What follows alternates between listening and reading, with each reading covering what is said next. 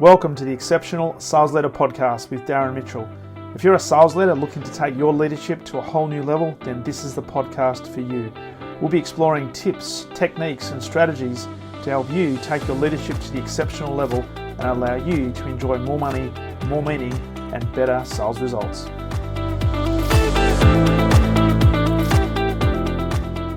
Welcome back to the Exceptional Sales Leader Podcast, and this is a first for me. I think this is the first time I've ever spoken to somebody from on the podcast. Well, I've spoken to people from Dubai, but I've never spoken to people from Dubai on the podcast. So I'd love to make a very special Exceptional Sales Leader Podcast welcome to Nic Woodthorpe-Wright, coming in all the way from Dubai. How are you, my Hi, friend? Darren. Hi, how are you?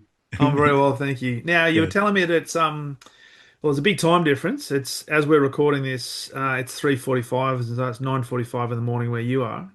hmm But I was also sharing before we press record that it's about 12 degrees Celsius.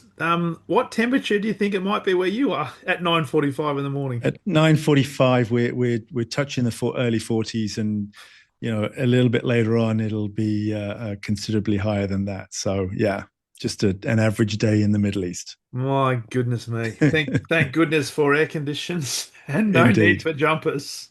Which means when indeed, you travel, Nick, you can actually travel really light. indeed.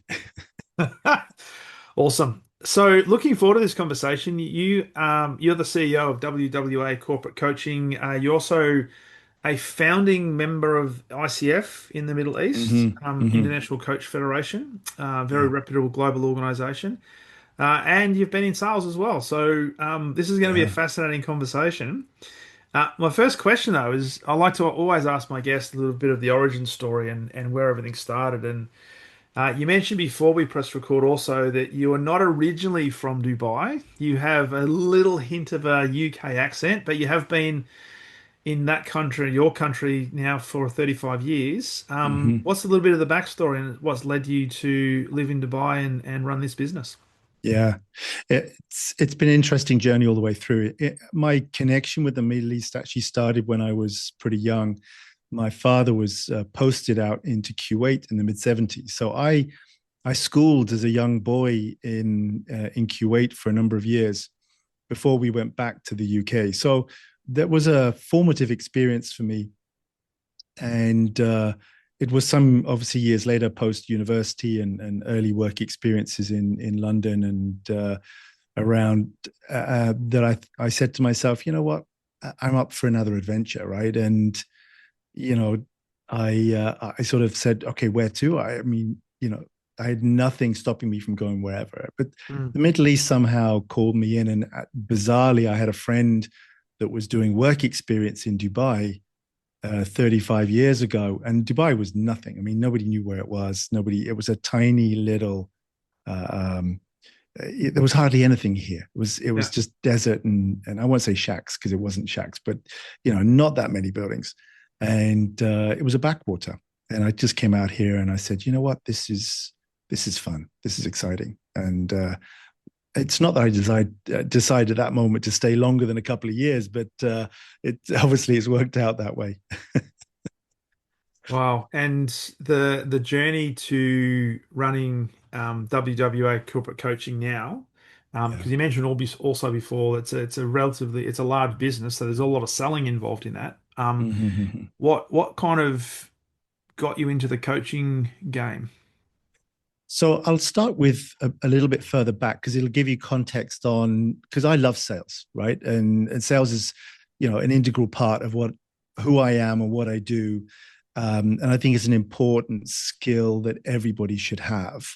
And in my early days, I mean, like everybody, right? You go through your formative years, you do your education, and along that route, it was an interesting moment when my father, it was in financial sales at the time, and they were putting the organization through a process called a program called Psychology of Achievement, Hmm. and I was 17, 18 at that moment, and he came home with these tapes. And it's a guy called Brian Tracy. If you're into Yep. development, you will have heard about him, of course. Yeah.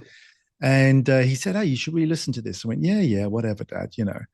I, not interested in the slightest. And it wasn't till, but he made some recordings, and they sort of sat in my bedroom.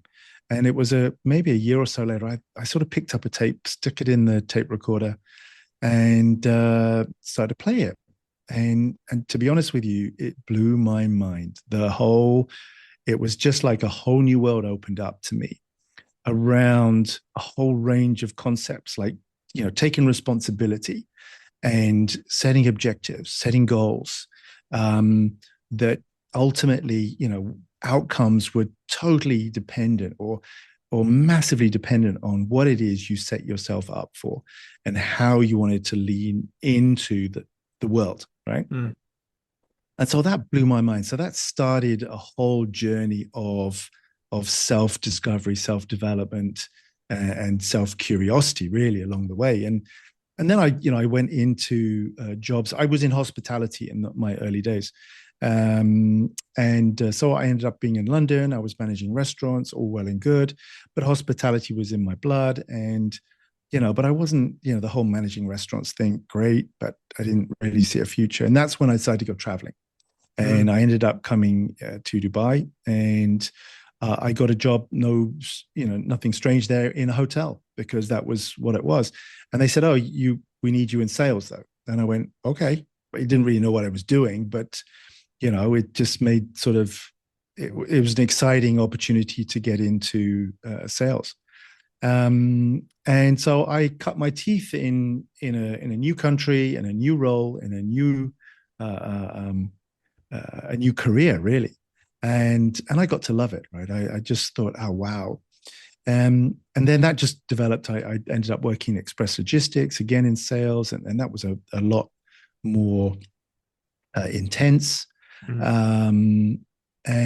But through that journey of being in sales, I also came across this concept called coaching, and I didn't really know what it was. And again, we're talking 25, 30 years ago, and the world didn't really know what coaching was at that point either. But it made sense. Somehow something clicked in my head, and I said, okay, fine, I'll do that when I'm old and gray, kind of thing. Which I'm both of now, just in case if you want a visual. and so I said, okay, fine. I'm in corporate. I'm doing well, but I get a level of frustration. And at that point, Dubai was just starting to open up the free zones. And over here, we have a number of free zones where you can have whole ownership of your business. And it was really a moment in time that I just said, you know what? I'm going to choose a new direction. I think I'm going to do this coaching thing, and I'm going to do it now. It was a bit of a mad idea at the time, but it made sense to me in a bizarre way. And so I sort of stepped into that. I left corporate. Everybody said, you are totally nuts. You're going and leaving a good, in a big multinational, good job. You're going off to do something nobody's ever heard of. You are nuts. We'll see you in a couple of years, kind of thing. And I went, yeah, okay, fine. But I deeply believed that I was doing the right thing. And that was really an interesting moment. And I had to go back to the UK, certify as a coach, and then came back here, and just basically it was a virgin market. And as a sales guy in a virgin market, sounds great, right? But I effectively had to create the market before I could sell to the market. Yeah. So it became a very exciting and intense early set of years where literally I'm running around speaking to everybody and anybody about this thing called coaching, because I loved it. I see how powerful it is. And I guess ultimately it's a form of sales, right? But that was the early stages of me setting up my business. I mean, it's gone through many phases, and we can come to those. But it's interesting because I come from a sales background, and suddenly I'm a coach, and so I'm bringing both of those skill sets to something I'm really passionate about, which is coaching. And so that was kind of the early stages of, and there's a lot more in those stories, of course, but I want to, lean into the direction you want to go here. Well, it's interesting you're sharing that because my own experience, I spent 20 plus years in big corporate and telcos over here in Australia, and towards the back end of that, got really interested in coaching because I saw coaching as a development opportunity to really leverage performance and help propel salespeople forward.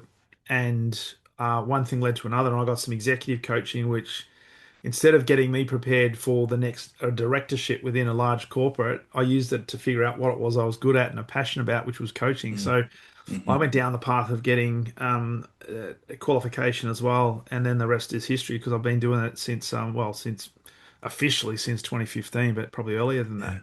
Yeah. Yeah. You mentioned a couple of things though, Nick. One thing you said is you came back to Dubai and you almost have had to create the market before you could sell to the market. So back then, because I'd love your thought, because back then the concept of coaching probably had multiple different connotations from people depending on who you were speaking to. What were some of the early, I guess, roadblocks and challenges? Because you've obviously spent time now in the corporate environment. What were some of the Yeah. biggest challenges you had to deal with to not so much just establish your own credibility, but to get people in that corporate environment to understand that coaching could actually be a leverage tool, not something that was trying to fix something? Yeah.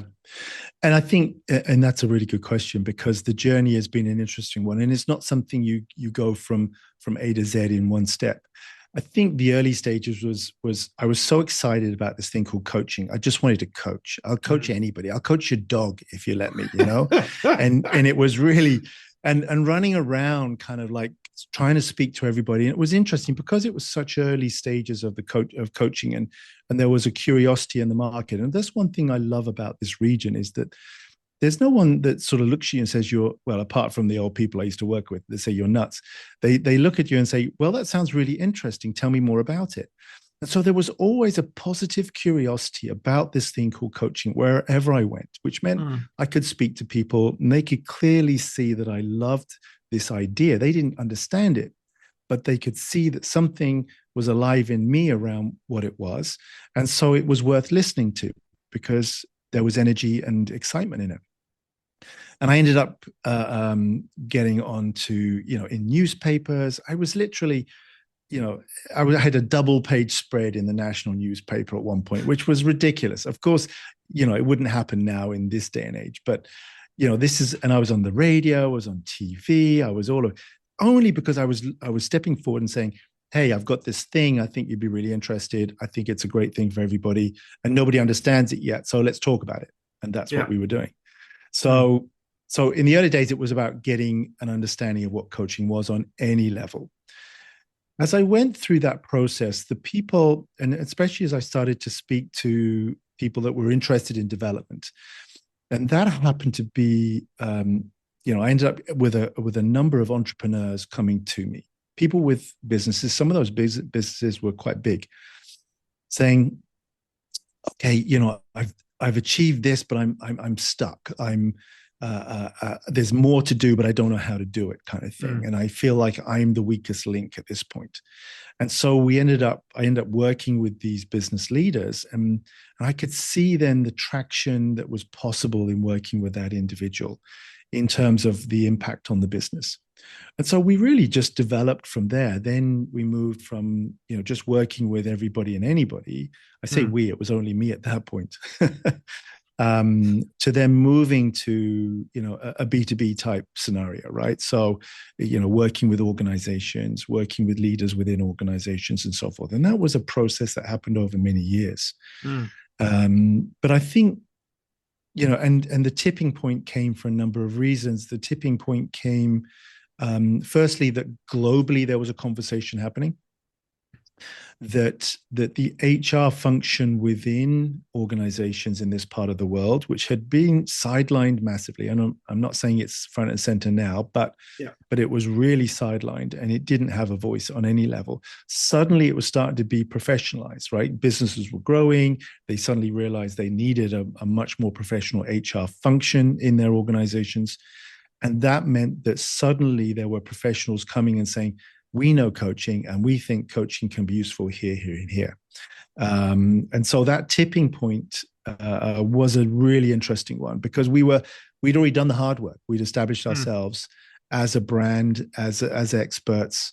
And so we were primed, if you like, ready for that moment. And then the paradigm changes, then you happen to be in the right place at the right time, but you've actually done all that work. And I was going to Yeah. ask you when you said front page, middle spreads of papers, news and radio. I was thinking, did you find yourself on the side of a bus with these two bikes? We didn't have buses in those days, Oh, there's no buses believe it back or not. So yeah, only then. taxis. Yeah, but no, I mean it was great. I was on all sorts of things that literally I just wanted to speak about it, and I think Yeah. that's when you have a product that you're passionate about. I think as a salesperson, yes, there's a skill in selling, but I think more than anything, it's when you're passionate about, you really believe in what you're selling. That's Yes. when people start to go, okay, I'm going to give you some bandwidth. All right. So you can get your foot in the door because they can see that you're excited by this, you believe in it. And so maybe there's something in that. I Yeah. mean, they're not totally convinced yet, but suddenly there's an opportunity. And I really Yeah. think that's a really important part of anybody that is in sales that, and I've been in sales and selling things that I didn't really believe in. I mean, I knew they were valuable, but I didn't have a Mm. connection with them. Yeah. And so when I came into this thing, which I knew I loved coaching, and then I was able to bring my selling skills to that, then it was like the perfect moment on some Mm. levels. Yeah. And you've probably found that it was not easy, but less effort required because you've got such a passion, such a connection with what coaching can do. It's just a natural extension of who you are and how you speak about it. And we do know through psychology and understanding of people that most of the communication happens through how people say and the physiology they use when they say it. As you Mm-hmm. said, you could be selling a product, but your potential customer may have a slight question mark because the way you communicate that product indicates that, you know what, you might be doing this because at the end of it, you get some sort of kickback or commission. The question I've got is, do you really believe in this product? Do you really live Absolutely. and breathe in Yeah. this? So Yeah. Yeah. there's a Yeah. big difference there. Yeah. And I think absolutely, it's that connection with what it is you're talking about that will make a massive difference to the beginning of the process. Hmm. Of course, there are many other hoops that you need to jump through along the way, but at least you've got open ears to begin Yeah. that process. And I say to people all the time, and I had this conversation this morning with another person on the podcast, and they were in the travel industry, and they were saying, I was so passionate and I continue to be so passionate about the travel industry. It's just something I naturally talk about, right? So, and his whole attitude was, you don't want to be the world's best kept secret. So if you've got something to share, then go and share it, right? And this is where Yeah. the adage of the numbers game being in sales is relatively true. You just Mm-hmm. got to keep talking to a number of people, but do it ethically because ethics in sales is integral to what we're doing. It is. You've got to let people know because if you wouldn't want to be, and I'm sure Yeah. you've spoken to people and continue to speak to people. You don't want to be the world's best kept secret, the best coach that nobody ever knows about. So how are they going to Yeah. know? You've It's got to not a go and good talk. career move, is it? You've done It's all the hard not. work, and then you're literally sitting by yourself in a room waiting for something to happen, and it's not going to happen. And this is a really interesting piece about the industry I find myself in, okay? Because I've come into coaching from a sales background, but a lot of people come into coaching from different backgrounds, but not Yeah. sales. Yes. And I find this time and time again, and this is how what I've built my business on really is great coaches that can't sell, and Mm. I can sell. So I've created this positioning of I've got this group of incredibly powerful people in terms of the skills they bring, and they can't find clients. So I go out and I find the clients, and I put the two together. I mean, it's as simple as that. Yeah. Obviously, there are again, I simplify it, but I become a conduit for this to have its impact on the world. And I think that's Mm. where sales is. That's what sales is. It is taking something that's valuable as a service or a product and allowing that to deliver its value into the market, because people won't know what it is, whether either a product or a service, doesn't matter. Yeah. They won't know what it is. They've never heard of it. They don't know if it's going to help them or not. But a salesperson makes that connection for them, Yeah. and once the individual tastes something and has something that changes their life for the positive, then the world becomes a better place, right? So I think we have a really important job as salespeople in this world.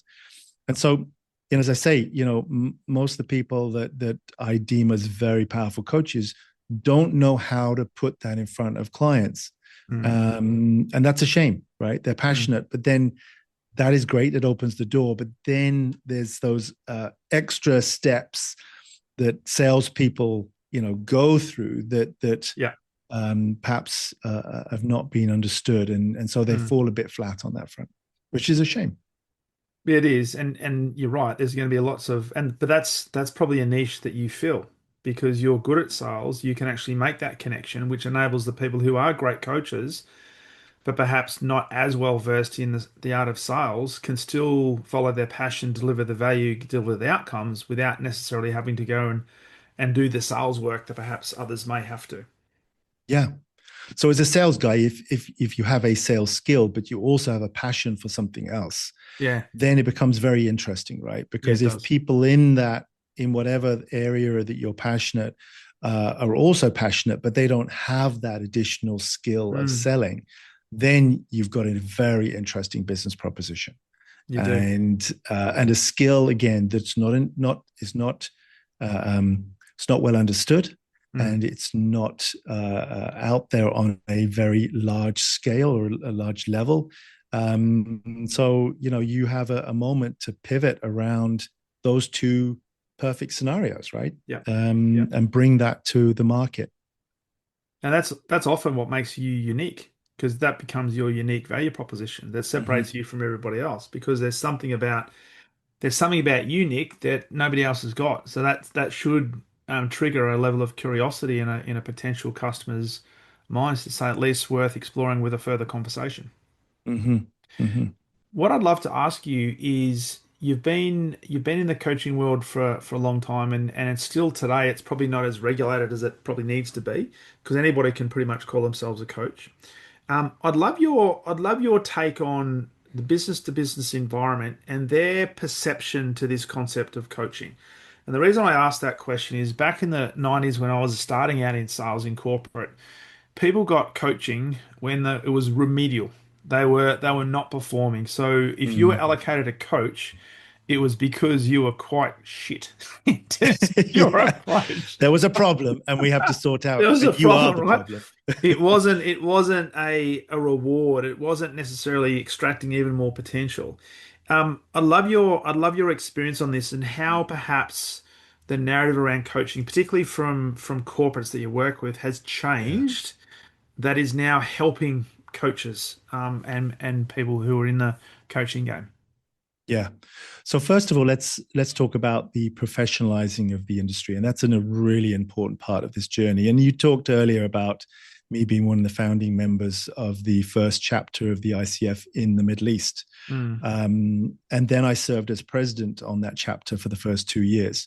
So the ICF is a 50,000 member coaching foundation, a coaching organization that is a non for profit, and it has established itself in service of supporting coaching and holding ethical codes of practice, standards, and has created, if you like, helped us create a professional industry. So when I did that, when a small group of us put this together, and again we're talking that was in 2010 when we Hmm. did that, and I've been coaching for 22 years. So 2010, we could see the market was starting. And as you say, there were lots of people in the market that said, hey, I'm a coach, I'm a coach. And I've got nothing against that, right? Yeah. But what I do want is that when people have a coaching experience, I want it to be a beneficial one that comes from a professional standpoint of what is coaching. And so Mm. the ICF has helped us to establish clearly through the credentialing process through their way of certifying programs that build on the competency framework. So the ICF has a very strong competency framework on which these programs are built. And then to go out and say, look, if you go through that program, then you can achieve a credential and you can put that next to your name. And that says that you have gone through a recognized coaching model, you've done a certain number of hours, and you've got continual development that's ongoing, et cetera, et cetera. And that for us has been pivotal at changing, firstly, how, and of course, there's ethical codes of practice and so forth, changing how coaches operate and from the benchmark of which they're operating. Now, on the back of that, we're able to go out to organizations and say, you need to get a professional coach, not just any old coach. Mm-hmm. And our recommendation is you get a coach that's certified under recognized models. Now, the ICF is the largest of those. There are some others which are good standing, EMCC and the IAC and so forth. But there's a handful of those governing bodies. And so in doing that, we've able to go out and now organizations, when we get RFPs and requests for coaching, they come through and they say, we want ICF credentialed coaches.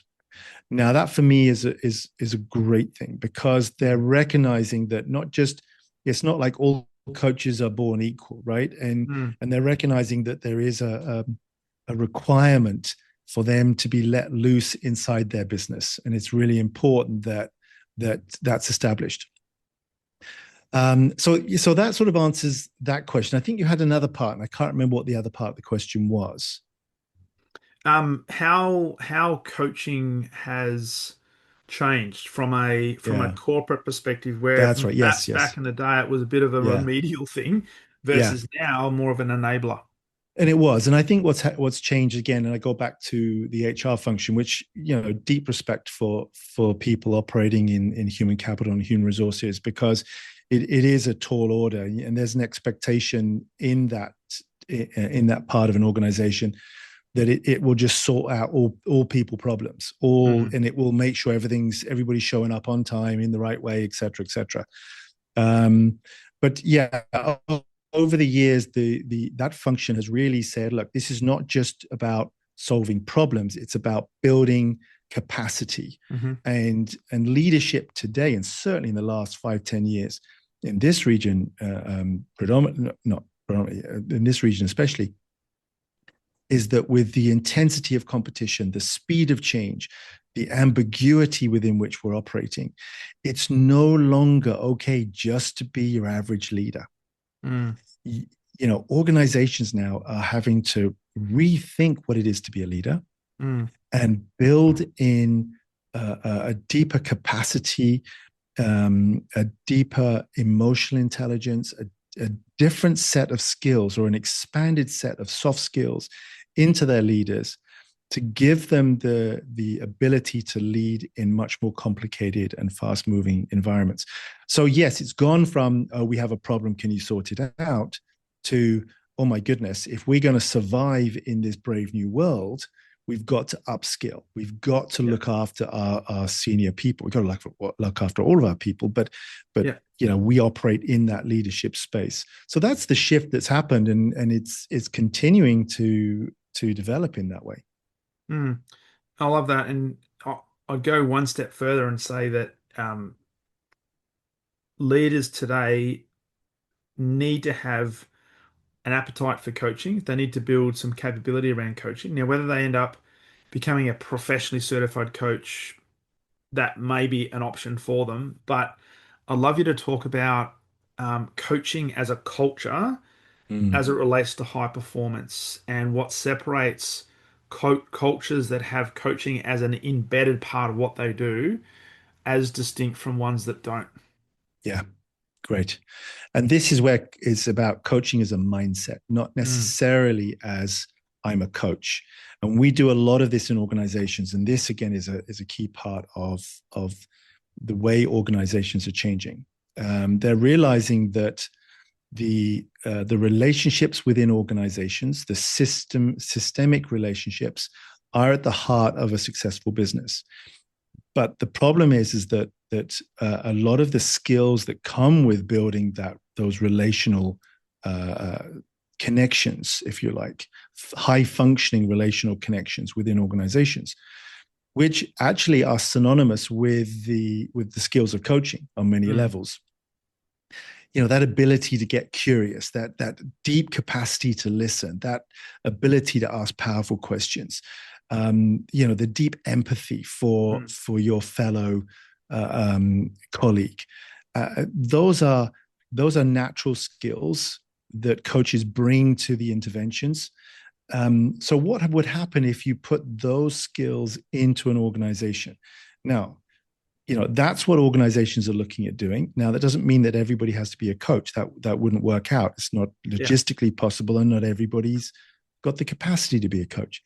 But you can bring those skills of coaching. And a lot of the work that we do now is about, coaching skills for leaders, coaching skills for managers, where we'll come in and we'll shift the paradigm for them. The paradigm was, well, I'm in charge, so I've got to tell the system how this works, right?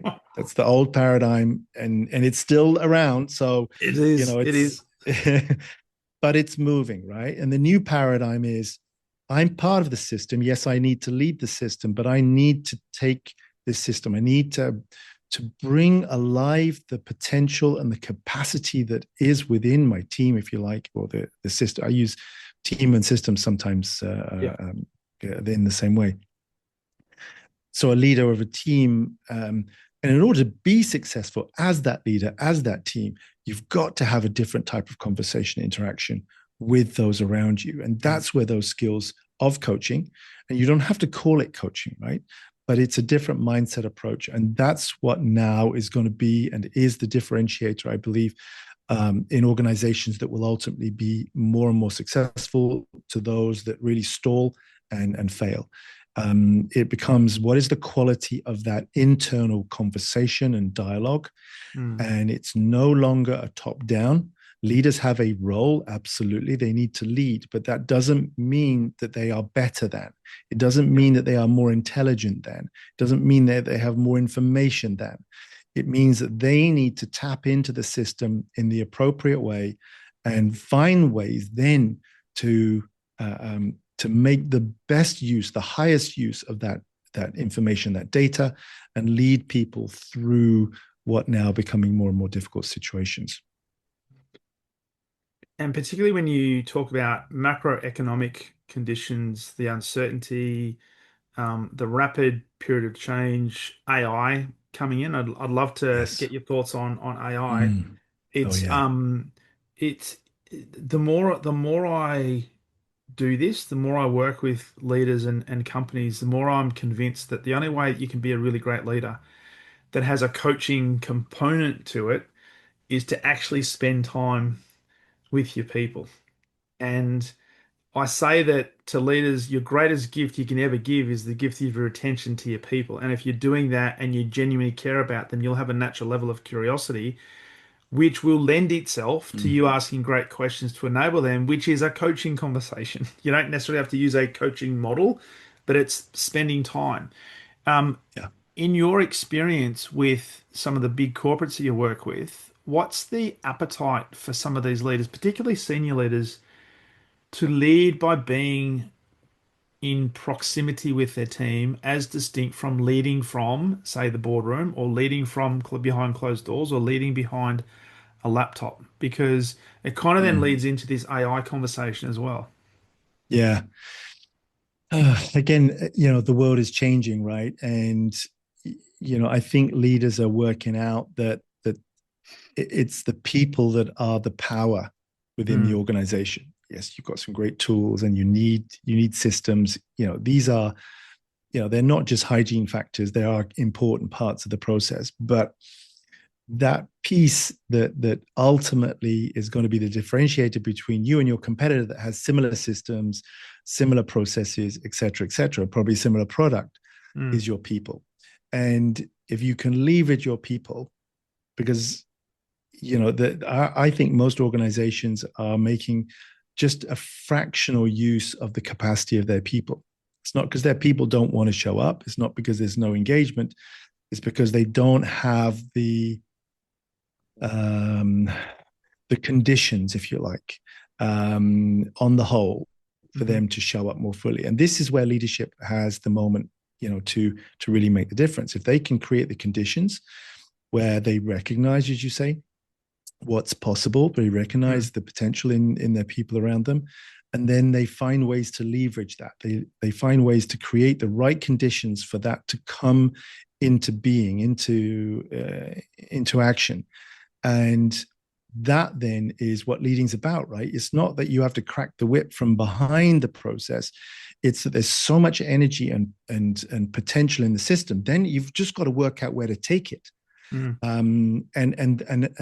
and overcome the hurdles on the way. But then it becomes an exciting journey.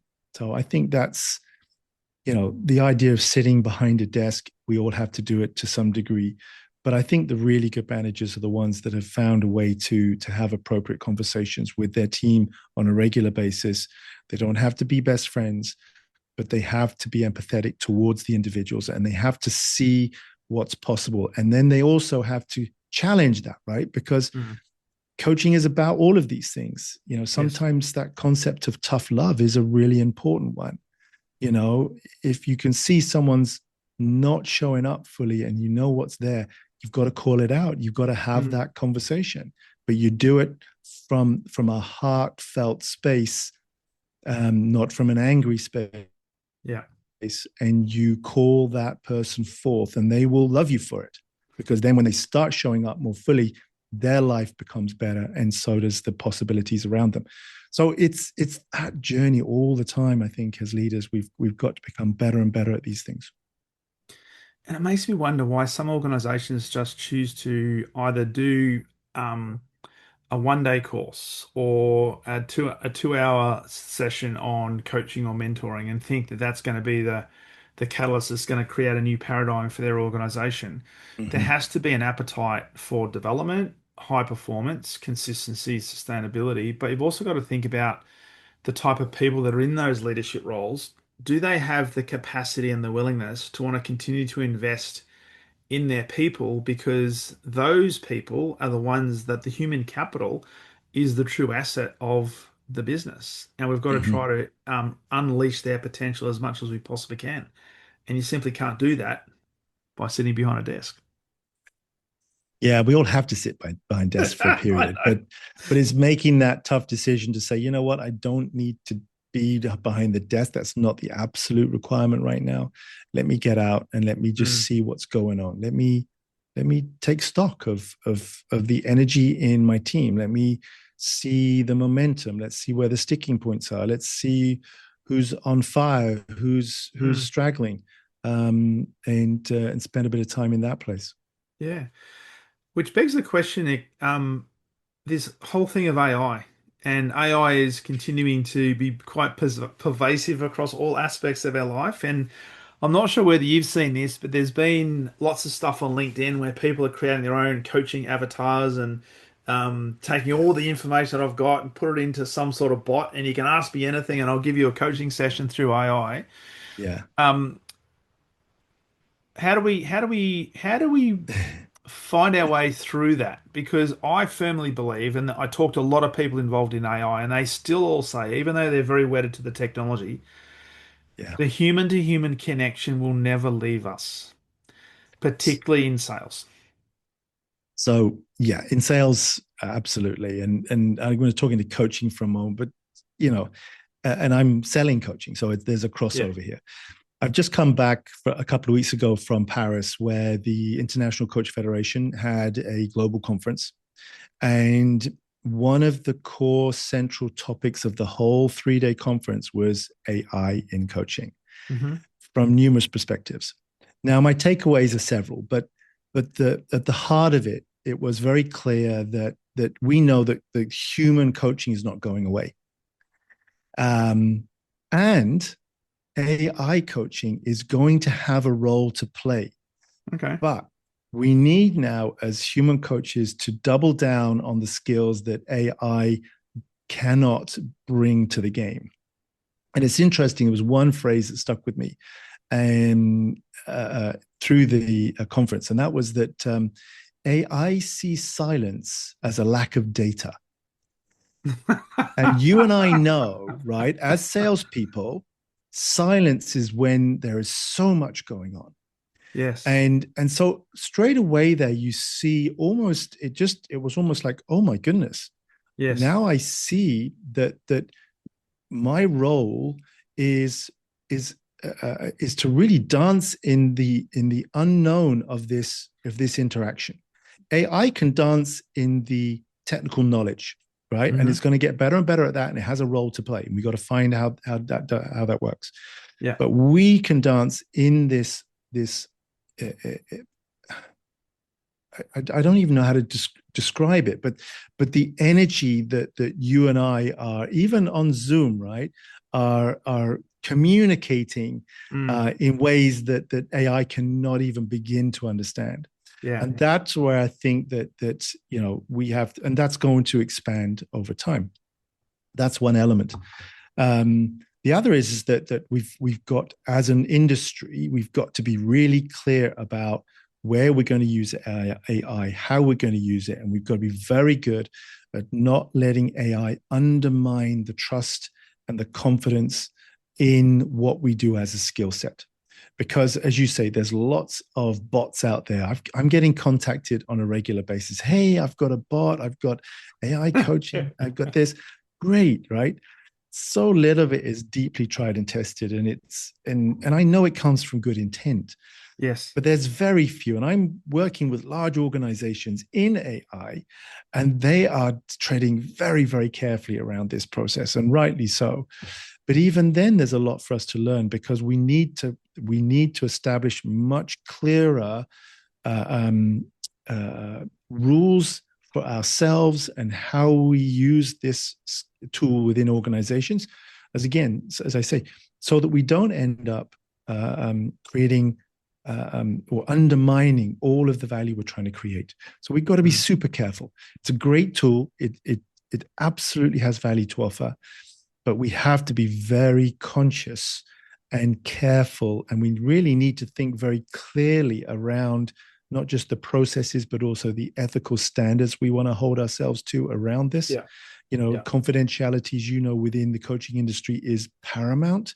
Our industry is built on it, and yet organizations are asking for data. They want data, Mm. and that's not a bad thing, right? Because there is powerful data within coaching.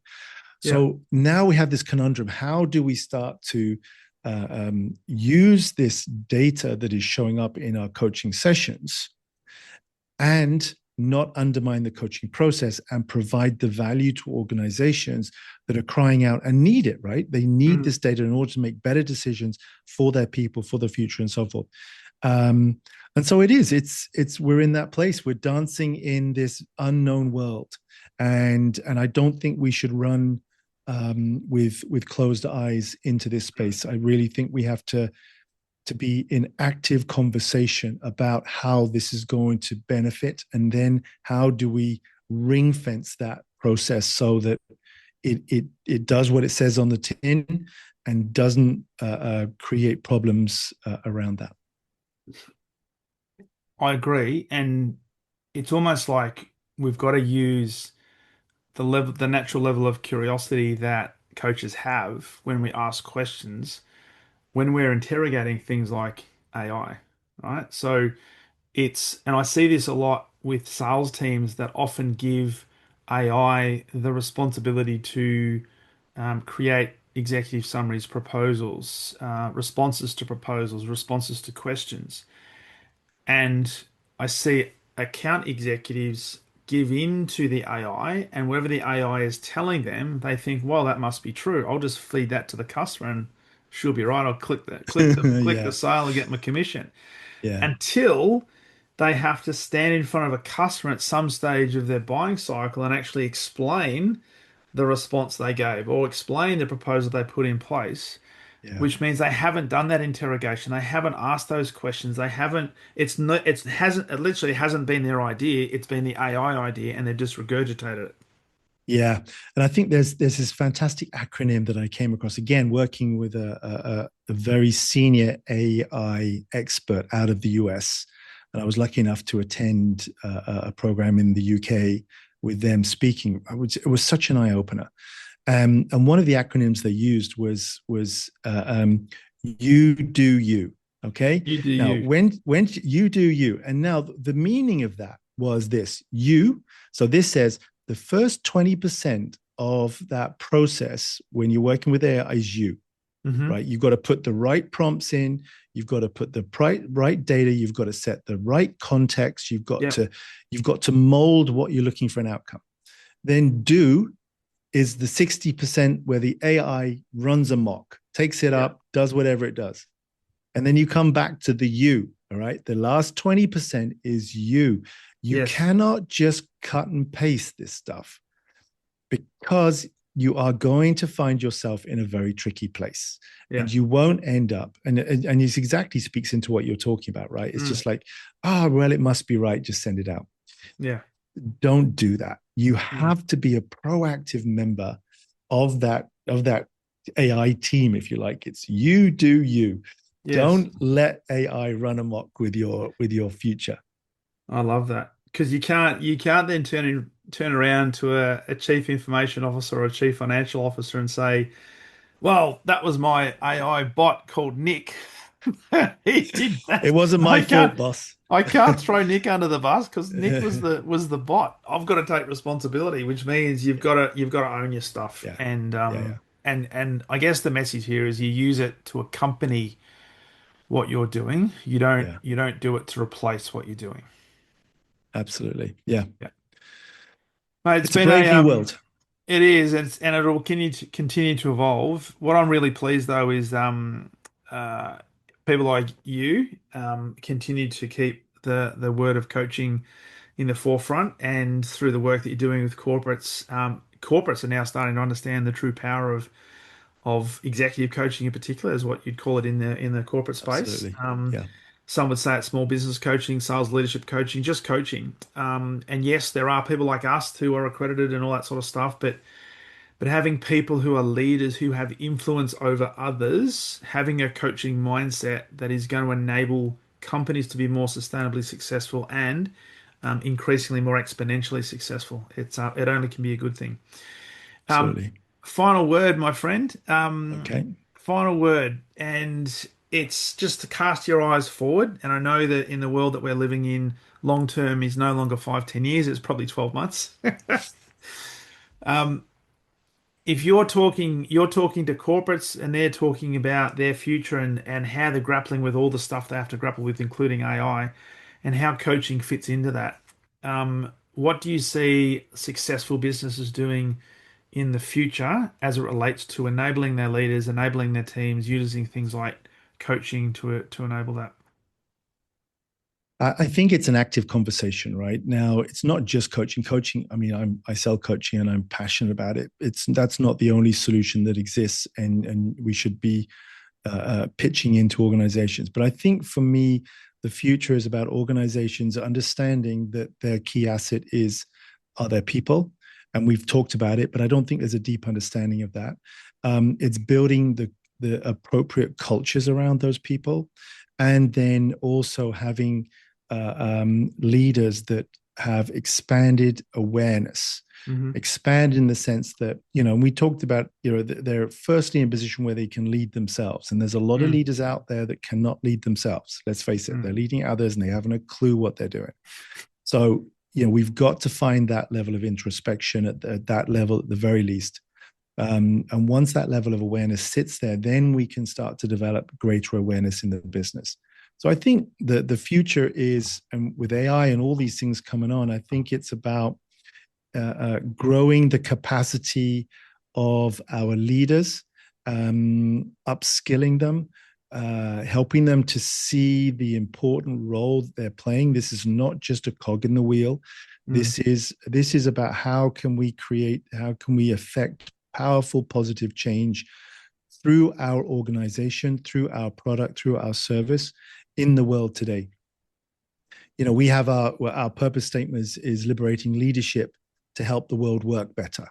Hmm. And I think it speaks into that, right? It is about, there is so much potential, positive potential in the environment, every environment we find. All we've got to do is become aware of it and then leverage it. And I think that's where the future of coaching is going.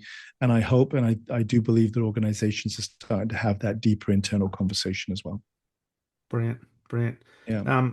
I fully agree with that. I think more and more companies have a bigger appetite and a more open appetite for coaching and what it represents. So I think that it's just another leverage point that companies have and leaders have to extract potential, not to drive remedial stuff, but actually to enhance performance. So keep up the good work, my friend. So people listening Thank to you, Darren. this who'd like to connect with you, learn more about what Yeah. you do, where's the best place for them to do that? LinkedIn, probably Nic, Nic Woodthorpe-Wright, WWODTHORP-WRIGHT. And reach out. I'd love to hear any questions you've got and insights and so forth. That's the best way. Obviously, our business is WWA Corporate Coaching. We're based in the Middle East, and we cover coaching solutions in large and medium-sized organizations across this region, multinationals, regional based. And I'm happy that we get to play in that space. And of course, anybody that's listening in there, please reach out, and we'd be an honor to have a conversation with you and see if we can be of service. Terrific. Thank you. I'll put both those in the show notes, and thank you for coming in on a morning at your time zone in the Pleasure, Darren. terrible heat. Terrible heat. But it's been an absolute pleasure having you on the podcast, and keep up the great work, Nick. It's been a great Thank conversation. you, So Darren. thank you. Much appreciated. Take care. Thanks, Thank you.